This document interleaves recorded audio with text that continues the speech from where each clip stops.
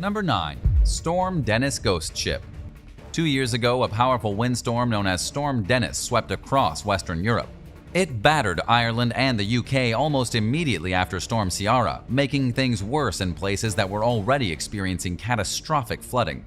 During Storm Dennis, the strong gusts swept a ghost ship ashore in County Cork, Ireland. It ran aground near the coastal fishing town of Ballycotton and came to rest on the rocks that line the shore. Known as the Alta, the 262-foot-long vessel was built in 1976. It sailed under various names under the Tanzanian flag. The ship was last manned in 2018 near Bermuda, where its crew was rescued by the Coast Guard after running into problems while sailing from Greece to Haiti. It lost power and was adrift in the Caribbean for 20 days while the crew tried to fix the problem. But a hurricane was on the way, leaving them with no choice but to abandon the ship. The Alta was last seen by a British Royal Navy ship in the middle of the Atlantic Ocean in September 2019 until it reappeared following the storm. It traveled thousands of miles before ending up off the Irish coast. The wrecked vessel became a popular attraction among photographers and urban explorers. Visitors were able to board the derelict ship and explore it after it washed up on the rocks. Someone claiming to be a representative of the Alta's owner reportedly came forward and tried to claim the wreck, but it remains where it crashed 2 years ago with an uncertain future. It has deteriorated to the point where the Cork County Council fears that it will break apart, and they're currently considering several options regarding what to do with it. They'll ultimately choose whether to leave the ship as it is, tow it out to sea, or dismantle it and scrap it. Number 8. The Penguin. Traversing an unforgiving polar environment can be both time-consuming and life-threatening. Exploring these landscapes became much easier with the invention of specially built vehicles. But the earliest designs weren't exactly the greatest, and it took some trial and error to develop vehicles that are truly equipped to handle the snow and ice. One colossal machine known as the Antarctic Snow Cruiser ended up being left behind because it was easier than trying to drive it anywhere. Nicknamed the Penguin, it was designed as a mobile base in the United States Antarctic Survey Expedition. The vehicle was built over an 11-week period in 1939, and it malfunctioned pretty much from the moment it was completed. While making the 1,020-mile trip from Chicago to Boston, the Penguin's steering system was damaged, causing it to drive off a bridge in Ohio. It remained stuck for 3 days before it was freed and resumed its journey. The Penguin went back to the Bay of Whales in Antarctica next, where it experienced a host of problems right off the bat. It navigated poorly in the snow and ice, which isn't surprising since the vehicle's tires had no tread and were originally designed for a swamp vehicle. Attaching chains to the tires did little to improve their tread, and the wheels continued to spin freely whenever someone tried to drive the Penguin. In fact, it moved best in reverse. All 92 miles of its longest trek was done entirely backwards. And when the US government became entangled in World War II, the project in Antarctica ground to a halt. Personnel were called back to America, and the Penguin was abandoned. It was rediscovered briefly in 1958 beneath 23 feet of snow. The interior was exactly as it had been left. After that, the vehicle once again disappeared and was never seen again. Experts believe that it's been reburied by snow and ice or fell into the Southern Ocean. Number 7. Antarctic Explorer's Journal. In summer 2014, during an annual melting period in Antarctica, explorer George Murray Levick's lost journal appeared in the ice as a clump of soaking wet paper. Levick, a young surgeon, participated in Robert Falcon Scott's 1910 to 1913 British Antarctic expedition, known as the Terra Nova mission, as a member of the Northern Party. The explorers aimed to become the first to reach the South Pole, but not only did the competing Amundsen Party beat Scott's team there, Scott and his Southern Party crew perished along their return journey. Levick survived, but his journal somehow got left behind, and conservationists painstakingly reconstructed and digitized it over a century later in 2014. In the diary, Levick recorded historical and zoological observations, including penguin sexual habits and other behaviors as he witnessed an entire breeding season of an Adelie penguin colony. The ambitious explorer also documented his experience spending 7 months stranded in a small, cramped ice cave in 1912 when the Terra Nova vessel was unable to reach shore to retrieve the crew. Following the horrendous ordeal, Levick embarked on the first step of his journey back to civilization, walking 200 miles to the base camp and dropping his diary along the way. Number 6. Martian Mineral. Earlier this year, scientists announced the discovery of a rare mineral called jarosite beneath the Antarctic ice. Jarosite comes from Mars and is rarely seen on Earth. It's yellow-brown in color and requires both water and acidic conditions to form. It's common on Mars, even though the planet's current conditions are not conducive to its formation. Scientists have long wondered how jarosite became so abundant on the red planet. Some experts believe that Mars was once covered in ice, making it possible for the mineral to form in the distant past. The recently discovered presence of jarosite in Antarctica could help support this theory, according to a recent study. Jarosite typically occurs on Earth when mining waste is exposed to rain and air. It also forms near volcano vents. The team that discovered it never expected to find it. Much to their surprise, they detected traces of it in the deepest layers of a mile-long ice core they extracted. The researchers determined that the particles formed within ice pockets, indicating that the jarosite on Mars could have originated the same way. This is just one of several ways that scientists have used the Antarctic environment to study space in recent years. The conditions there are closer to mimicking the Martian environment than anywhere else in the world, and researchers are taking advantage of the opportunity to make these connections. If you were given the chance to visit Mars, would you? Let us know in the comments below, and if you're liking this video, be sure to hit the thumbs up and subscribe buttons if you haven't already. Number 5. Cargo Plane Tragedy. A U.S. Air Force cargo plane went missing in 1952 while traveling from Washington State to Anchorage, Alaska. Less than a week later, Civil Air Patrol Lieutenant Terrace Moore found the wreck on Mount Gannett. It had crash-landed several miles off course, killing all 52 souls aboard. The plane was barely recognizable. Only its tail remained intact. The crash had triggered a huge avalanche, encasing the downed aircraft in snow and ice. It became even more hidden due to glacial movement. Just a year after the crash, 50 feet of snow had piled on top of the plane. It disappeared completely until 2012, when an Army National Guard pilot noticed debris while flying a helicopter overhead. At first, officials assumed that it was a recent crash that nobody had reported yet. But a ground search revealed the aircraft's true identity and age. In the 60 years since the crash, the plane had traveled 13 miles from the original site of the accident. A volunteer military crew travels to the wreck every year during the 1 month that it's safe to go to the site, and they recover what they can.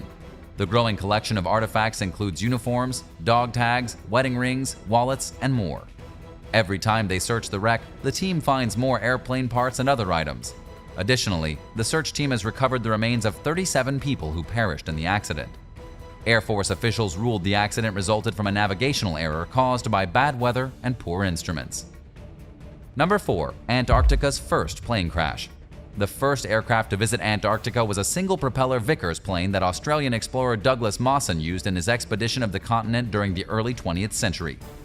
He abandoned the plane on an ice shore at Cape Denison in 1911 after its engine seized up during a demonstration flight. Until relatively recently, the last time anyone spotted the aircraft was back in 1975 during an unusually low tide. A team of Australian explorers rediscovered it on New Year's Day in 2010 after a painstaking 3-year search. While walking along the shore of Commonwealth Bay, team member Mark Farrell noticed metal along the rocks in just a few inches of water. It was the plane's fuselage. The team had an ultra-low tide, courtesy of a blue moon, as well as melting ice to thank for the aircraft's unexpected appearance. Team leader David Jensen said that the conditions gave them the 1 in a million chance they needed to spot the plane. Number 3. Massive valleys. In recent years, scientists discovered 3 incredibly vast valleys hidden beneath hundreds of feet of Antarctic ice. The findings comprise the first batch of data yielded in the European Space Agency-funded Polar Gap project, which began in 2015 and aimed to better understand the South Pole's geography and gravity field. A study published in the journal Geophysical Research Letters documented the project's 2-year aerial survey, which measured the landscape using gravity and magnetism sensors, as well as radar and laser technology. At over 217 miles long, roughly the distance between New York and Boston, and 21 miles wide, Foundation Trough is the largest of the 3 newly discovered valleys. The Patuxent Trough is the second largest, measuring 186 miles long and over 9 miles wide. At 93 miles long and 18 miles wide, the Offset Rift Basin is the smallest of the trio. None of the valleys can be seen by the naked eye, however, at least for now. All 3 are situated in an area west of the South Pole where the east and west Antarctic ice sheets melt, known as the Ice Divide. Here there's what scientists call a bottleneck, which is helping to hold Antarctic ice together with the help of mountains, for now. Melting ice threatens to weaken the bottleneck, however, potentially speeding up the channelizing ice flows that carry ice out into the oceans, thereby increasing the rate at which the ice sheets vanish. Number 2. Juliet Delta 321. Juliet Delta 321 was a C-130 Hercules cargo plane that took an unexpectedly long break from flying due to mechanical problems in 1971.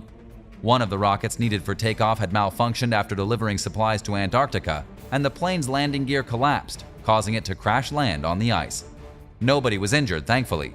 but salvaging the plane was deemed to be too complicated and expensive. Instead, Juliet Delta 321 was stripped of its radios, instruments, and other navigational equipment. Everything else, including the aircraft itself, was abandoned at the crash site. In the years following the accident, 2 other crashed C-130 cargo planes were rescued from Antarctica.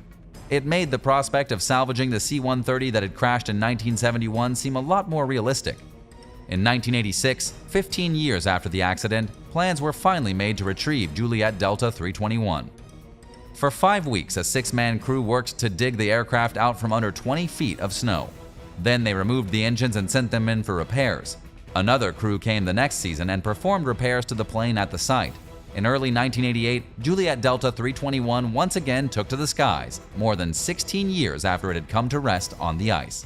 Number 1. Ancient rainforest. Around 90 million years ago, during the Cretaceous period, Antarctica contained a thriving, swampy rainforest full of vegetation, standing in stark contrast to the seemingly lifeless modern-day landscape. In an April 2020 study published in the journal Nature, researchers announced the discovery of remnants of this rainforest in a sediment core sample collected in February 2017 in West Antarctica. Ancient forest soil within the sample contained abundant fossilized plant pollen and spores, including evidence of the first flowering plants found at such high southern latitudes, according to earthsky.org. Additionally, using CT scan technology, scientists detected a dense network of fossilized plant roots. They're so well preserved, the researchers were able to observe individual cell structures. The ancient forest was located roughly 560 miles from the South Pole at the time, yet its climate was favorable, with an average temperature of 54 degrees Fahrenheit and summer temperatures hitting a high of around 66 degrees Fahrenheit. Moreover, the climate was much hotter than it is today, with tropical sea temperatures hitting as high as 95 degrees Fahrenheit and sea levels sitting 560 feet higher than they do now. Sediment cores from the West Antarctic rainforest show that the region received moderately abundant rainfall and that it was likely blanketed in thick, lush vegetation. But how did plant life survive the 4 months of darkness that the continent experienced annually? At the time, Antarctica contained no significant ice sheets and carbon dioxide concentrations were high, making this mild environment possible even during the continent's periods of darkness. For scientists, one major unanswered question remains: what caused the Earth to cool back down and the ice sheets to reform? Number 10. Alfarud Wreck. Built in England in 1969, the Alfarud was an oil tanker that carried fuel between Italy and Libya. Its seafaring career came to a swift end on the night of February 3, 1995. While docked in Malta, one of the ship's tanks exploded, killing 9 shipyard workers. The 377-foot-long vessel was so badly damaged from the incident that the inspectors chose to write it off as a total loss. For the next 3 years, the Alfarud remained docked in the harbor off the Maltese capital of Valletta. Finally, in 1998, it was decided that the defunct ship would be best put to use as an artificial reef for marine life. She was towed out to sea and scuttled in the waters off the village of Oued El Krendi. The site became popular among divers and remains so today, even after a storm ripped the vessel in two during the winter of 2005-2006. Number 9. Pink Pygmy Pipe Horse. When divers first came across a small pink creature in the waters off New Zealand in 2011, they believed that they had encountered a rare but known seahorse.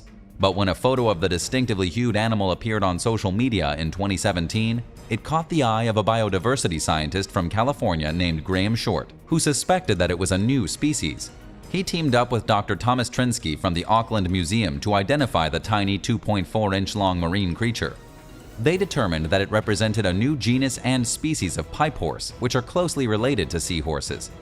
It's the first new pipe horse genus to be discovered in New Zealand in 100 years. In what's believed to be the first time an indigenous group named a new species, the scientists worked with a local Maori tribe to give the animal its formal name, Silex tupariomanaya. The genus name Silex is derived from the Greek and Latin term for cup or chalice, and was chosen because of the cup-like crest on the creature's head.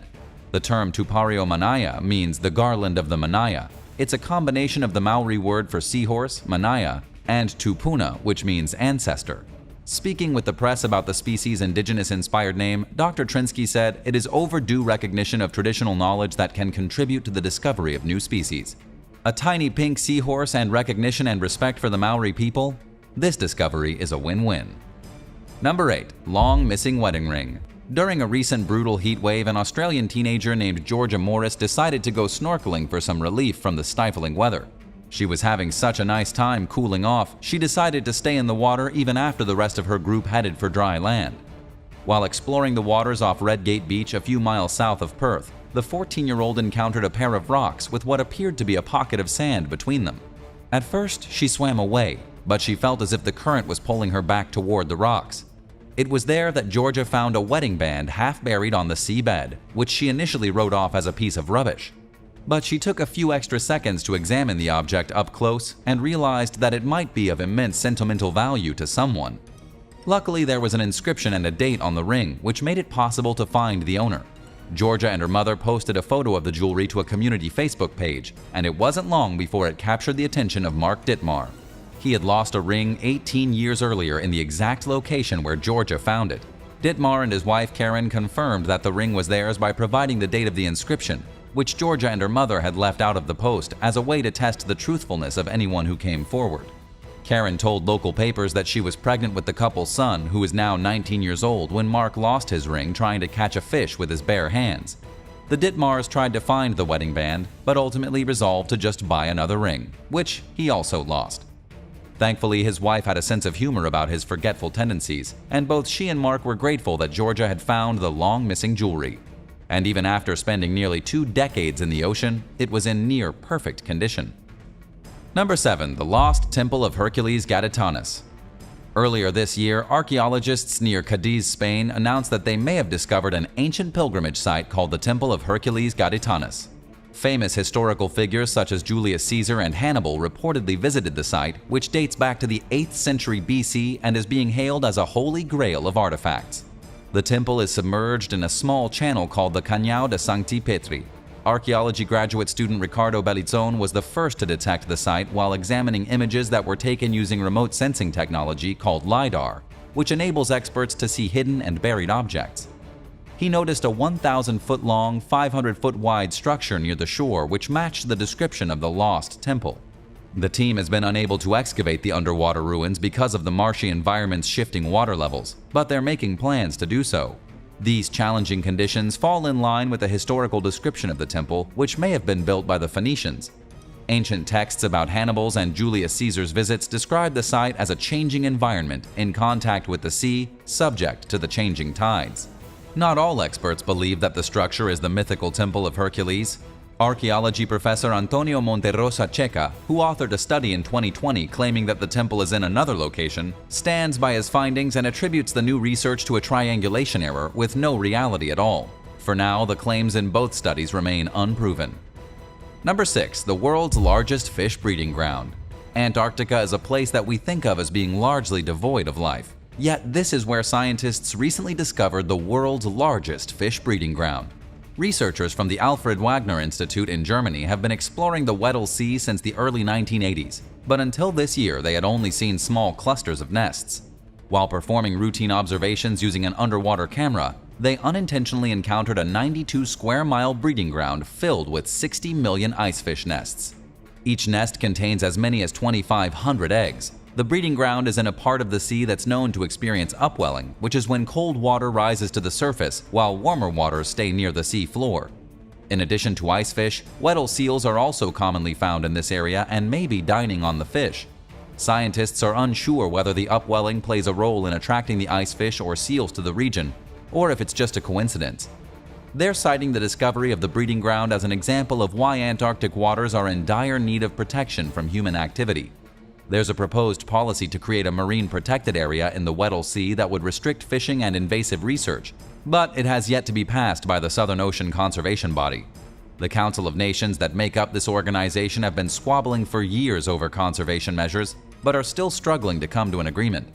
Without protection, one of the last remaining places on Earth that remains largely untouched by people will remain at risk of being destroyed by us. What do you think? Should this area be protected, or should fishing and research be allowed without restrictions? Tell us in the comments below and make sure to subscribe to the channel while you do. Number 5. Ancient ships full of wine. In mid-2021, scientists announced the discovery of an ancient Roman ship off the Palermo, Sicily coast in the Mediterranean Sea. Dating back to the 2nd century BC, the vessel sits over 300 feet beneath the waves near the town of Isola della Femminina, which sits along the island's northwestern shore. Using a submarine robot, The team noticed that the ship was carrying a huge load of wine jars, or amphorae. The discovery came just weeks after another group of researchers found another ancient wreck off the island of Ustica, which is located north of Sicily. It rests at a depth of around 230 feet and was also found to contain a copious amount of wine. These are just two of many Roman shipwrecks that have been discovered throughout the Mediterranean. In recent years, the Italian authorities have stepped up their fight against the black market, which recovers hundreds of stolen amphorae from people's homes every year. It's important to prevent valuable artifacts from falling into shady hands in the first place whenever possible, because moving an object from where it was found takes away the opportunity for experts to study it in its proper context. By investigating the newly discovered wrecks and their cargo firsthand, researchers can learn more about ancient trade in the Mediterranean, where the Romans exchanged wine, olives, and other products with merchants in North Africa, Spain, France, and the Middle East. Number 4. Magical microbes. Oxygen is essential to nearly all life forms on Earth, and until very recently, it was our understanding that sunlight is needed to produce oxygen. But scientists have discovered deep-dwelling microbes that can survive in dark environments where sunlight is absent by making their own oxygen. Known as ammonia-oxidizing archaea, these microbes are commonly found throughout the world's oceans at all depths, and they undergo a biological process that has never been seen in any other organism. Researchers discovered this while trying to figure out how they survive as long as they do in a nearly oxygen-free environment. It was especially puzzling because, as microbiologist Beata Kraft pointed out, the microbes play an important role in the nitrogen cycle, which requires oxygen. The team observed the microscopic organisms in a lab and found that when they move from oxygen-rich to oxygen-depleted waters, they produce oxygen to create nitrite, with nitrogen gas as a byproduct. Within minutes of using up all the oxygen in their environment, oxygen levels started to increase again, according to geobiologist Don Canfield. While scientists are now aware of this mysterious biological process, they still don't know exactly how it works. It appears as though the microbes only produce enough oxygen for their own survival, but it's still a landmark discovery in a world where producing oxygen without sunlight is extremely rare. Could there be other uses for this kind of discovery in the future? Tell us your theories in the comments down below. Number 3. An extinct fish. The long-head darter is a small fish that reaches 4.5 to 5 inches long. Scientists don't know much about this uncommon species, which is considered threatened throughout the entirety of its range. According to the New York State Department of Environmental Conservation, the fish's need for clear water and gravel and boulder bottoms restricts it to a limited number of environments and may contribute to its low numbers. There are populations in New York, Pennsylvania, West Virginia, Kentucky, Virginia, Tennessee, North Carolina, and now Ohio. Until recently, the long-head darter was thought to be extirpated or locally extinct in the state. In early January, the Ohio Division of Wildlife announced that fish management crews had captured 2 specimens during a bass survey in the Ohio River. They were the first long-head darters to be caught since 1939, over 80 years ago. While the rediscovery of the species in Ohio is good news, it doesn't take away from the fact that the long-head darter is threatened. It's important for wildlife agencies to continue assessing and monitoring populations so that they can take any conservation measures necessary. Number 2. Crusader sword. While exploring the waters off Israel's Carmel coast last year, an amateur scuba diver named Shlomi Katzen discovered a collection of ancient artifacts, including anchors, pottery fragments, and a 900-year-old sword that may have belonged to a Crusader knight. Archaeologists with the Israel Antiquities Authority described the nearly 3-foot-long iron blade as a beautiful and rare find. It was used sometime during the Crusader period, which lasted from 1095 to 1291. The anchors that Katzen discovered date back 4,000 years to the Late Bronze Age. These fascinating finds mark the latest of several recent discoveries of ancient artifacts in the region, which has natural coves that functioned as a refuge for merchant ships during storms.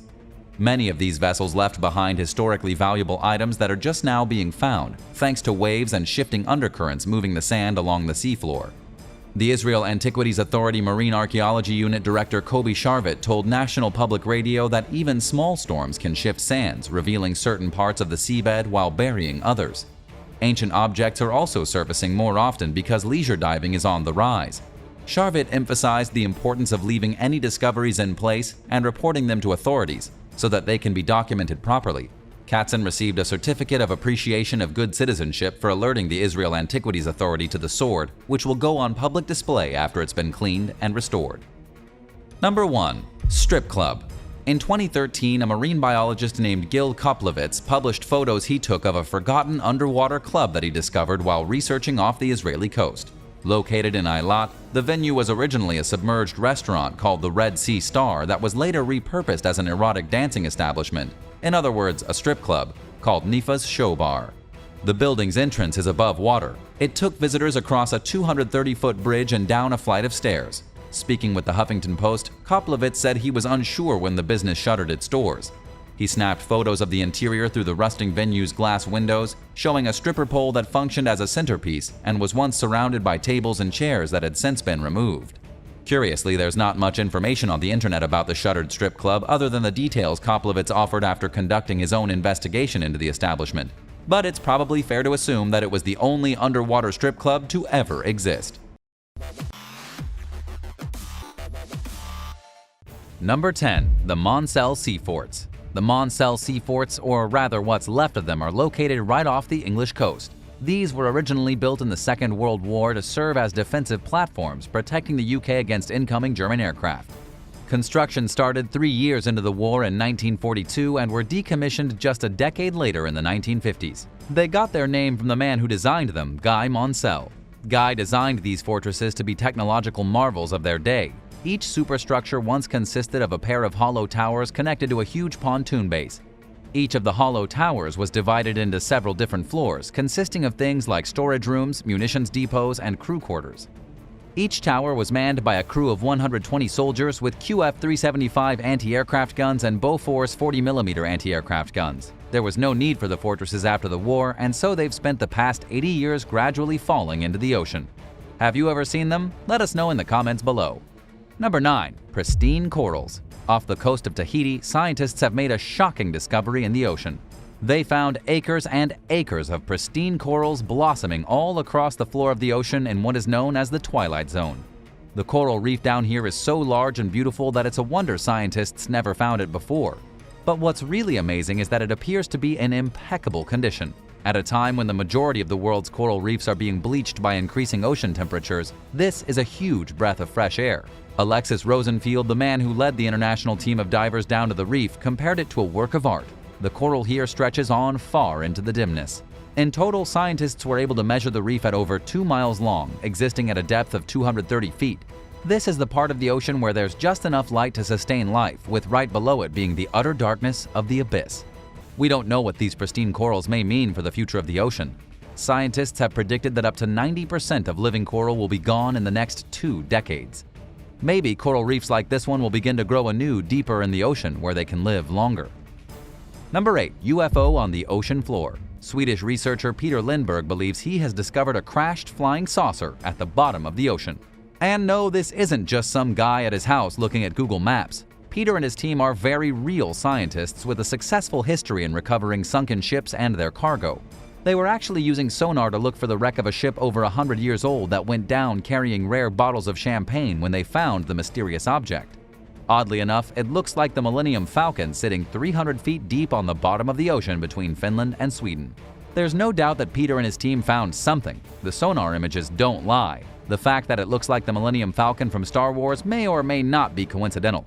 The object is 60 feet in diameter and has evidence of markings in the environment behind it. In other words, it appears to have scraped across the ground to come to where it rests now. This suggested it crashed, perhaps millions of years ago when there was no water here. Sadly, Peter doesn't have the cash or the resources to dive 300 feet to the bottom of the ocean and confirm his theory. And it hasn't helped that mainstream scientists have come forward to dismiss his discovery as nothing but a piece of rock. What do you think the mysterious object on the ocean floor is? Is it a spaceship or a cluster of rocks that looks like a spaceship? Let us know your thoughts in the comments down below, and don't forget to hit subscribe before the end of the video. Number 7. Queen of the Ocean. Scientists have discovered a beast they've named the Queen of the Ocean off the coast of Nova Scotia, the same place John found his ancient bottle of beer. The beast is a huge great white shark, so big and so old she's covered in the scars of battle and weighs over 3,500 pounds. Scientists with the nonprofit organization O-Search say she's at least 50 years old. She's also 17 feet long, a true monster even in the world of sharks. Researchers discovered the monstrous shark during an expedition to tag great whites and take biological samples.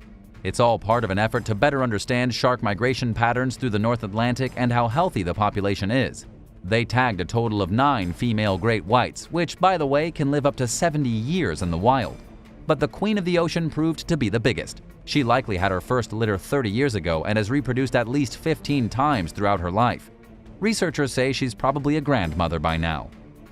Number 6. Ancient bear. A bottle of beer as old as the country of Canada was discovered off the coast of Halifax in the province of Nova Scotia. A local man named John Krause was diving off Nova Scotia's northwest arm during a rainstorm when he discovered the beer bottle resting on the floor of the Atlantic Ocean. When he got to the surface and was able to inspect the bottle properly, he couldn't believe what he found. To give a bit of background, the Alexander Keith's Beer Company imported bottles of their brew from England to Canada between 1872 and 1890. But the preserved cork still in the bottle shows this specimen came from even earlier in 1820. That means it was probably made at one of the oldest commercial breweries ever built in North America, at a time when many goods were still coming from England. It's over 200 years old and still has bubbly beer inside it. Number 5. Deep sea whale. Marine scientists have identified a totally new species of beaked whale. They named the creature the Ramari's beaked whale after a famous Maori whale expert. The animal lives over 6,000 feet beneath the surface of the ocean, so you can probably understand why it wasn't until recently that it was documented and identified. But because of its size, it's still one of the most visible inhabitants of the deep ocean. The Ramari's beaked whale is distributed all throughout the world. They measure over 17 feet long and they can weigh over a ton. This means they're about the same length as that huge shark we talked about earlier, except not quite as heavy. Research shows that this species of whale evolved over the last 500,000 years. Its favorite food is squid. It's recognizable by its single large tusk sticking from its lower jaw. And the only time it comes anywhere near the surface is when it rises to 3,000 feet to look for food. But it doesn't hang out there for long, as it has to avoid its main predator, the killer whale. Number 4. 28,000 tons of masks. There's no arguing that the pandemic has been terrible. But not only has it been terrible for humans, it's been pretty bad for the ocean too, and it's going to continue being bad for the ocean going forward. Scientists say that throughout the pandemic so far, over 28,000 tons of related waste has been dumped into the ocean. This means things like masks and gloves. To give you some comparison, it's as if 2,000 double-decker buses filled to the brim with masks were dumped into the ocean. Sure, this isn't quite as bad as all those plastic rings from the six-pack containers, but within a few years, scientists say much of this garbage will end up at the North Pole. The beach outside Santa's workshop will be a minefield of discarded COVID masks. Number 3. Ghostly sculptures. Way back in 2005, a sculptor and diver named Jason DeCare Taylor came up with the idea of creating underwater sculpture gardens to draw tourists away from fragile coral reefs. While scuba diving in a coral reef may seem totally okay, the truth is that all that heavy gear and human interference can cause a lot of damage. It seemed like a better idea to take sculptures and dump them off the coast, keeping divers away from the coral. Jason went ahead with his idea. He created an underwater sculpture garden off the coast of Grenada. He created a tidal installation in the Maldives and a miniature sculpture paradise off the coast of Australia with temperature-sensitive LEDs that turn the ocean red. Jason was the inspiration for a lot of mysterious sculpture gardens that can now be found across the world. Off the coast of Tuscany, a non-profit organization even put down 39 ghostly sculptures to attract divers and to prevent bottom trawling. Bottom trawling is when a ship pulls a huge net over the surface of the sea floor, scooping up everything in its path. It completely wipes out fish habitats. But with all these weird sculptures sitting at the bottom of the ocean, they can't do it anymore or their nets will be torn to shreds. Now, if you ever see a picture of one of these famous underwater sculpture gardens, know it's not just for looks. It's also for the preservation of underwater ecosystems. Number 2. Giant icefish breeding colony. In Antarctica, scientists have identified the largest breeding colony of fish anywhere in the ocean. It's shocking, literally shocking. In the Weddell Sea, over 1,000 feet beneath the surface of the ocean, there are more than 60 million active nests of icefish that were just found. These nests are across an area of 92 square miles. There are so many nests here that the very moment the remotely operated camera reached the bottom, researchers with the Alfarud Wreck Institute saw them. They couldn't move the camera more than a few inches without coming across another nest, looking like a sandy crater on the sea floor. Many nests are less than a foot apart, with a single icefish at each one guarding its clutch of eggs, looking like an underwater bat. Perhaps even more fascinating than the millions and millions of icefish nests is the icefish itself. It's a creature that has evolved to live only in freezing waters. They have huge hearts and clear blood, lacking any red blood cells or hemoglobin. There's no way for them to transfer oxygen throughout their body, and so they simply absorb oxygen from the water through their skin. Number 1. Giant ammonites. Researchers have just identified an ocean monster that went extinct 66 million years ago along with the dinosaurs. It was discovered thanks to a group of researchers who looked at 154 fossils gathered all the way from England to Mexico. They were able to identify the fossils as all belonging to a single species of giant ammonite. It was a creature very similar to a modern cephalopod, only the size of a human with its coiled shell 6 feet tall. It used to glide through the Atlantic Ocean with its tentacles out in front of it, slurping up unsuspecting prey. If you've ever seen a cuttlefish, it looked very similar, except of course gigantic. After studying these fossils, scientists were able to learn that the huge ammonite came into being about 80 million years ago. They called it P. sepenridensis. Experts believe it evolved from a much smaller ammonite that only grew to 3 feet in width. But regardless of where it came from, this was a true beast of the ocean, almost looking like something you might catch in a Pokemon game. It's hard to imagine how big it may have grown if not for that pesky asteroid. Would you dare go swimming in the ocean if giant ammonites still lurked in the water? Let us know in the comments section below, and thanks so much for watching. Remember to hit that subscribe button and come back soon for more awesome videos right here on American Eye.